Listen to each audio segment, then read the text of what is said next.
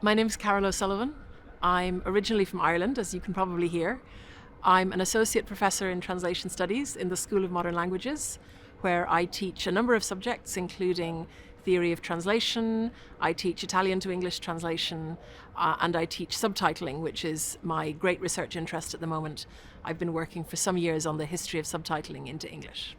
Started with being a film fan, and back in the 80s that was the VCR, when we got the VCR at home, and you could record off the television. So myself and my brother were fanatical watchers of film, and as I got older through my teens, I started to be interested in film from a number of different countries. I remember a teacher at school showed us Pasolini's Medea at the age of about 15, which was rather strong stuff for 15-year-olds in 1980s Dublin.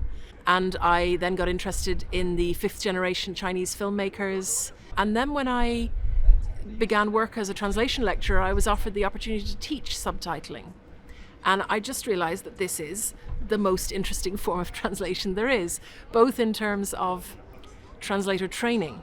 Like, subtitling teaches incredible attention to detail, and it teaches an ability to take into account lots of parameters when you're translating. So you have to take into account what's going on in the scene, who's speaking, how fast they're speaking, obviously what the content is, but also what the relationship between the speakers is, and how the speech interacts with other elements in the image.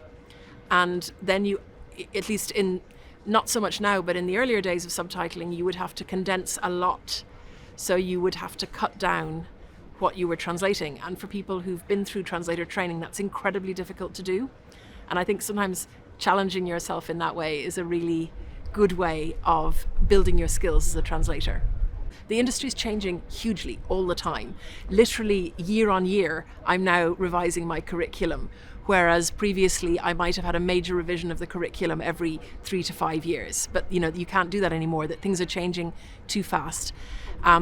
We are very oriented towards technology, but in the service of the human translators who use it. So we're not in the business of training people to follow a path set by machines. We're interested in training people through units like computer-assisted translation to understand how technology is interacting with translation practice, and to help students navigate that and be in a position where they are consultants and advisors and their expertise is up front and center, rather than reluctant adopters of a technology that they're not really convinced by.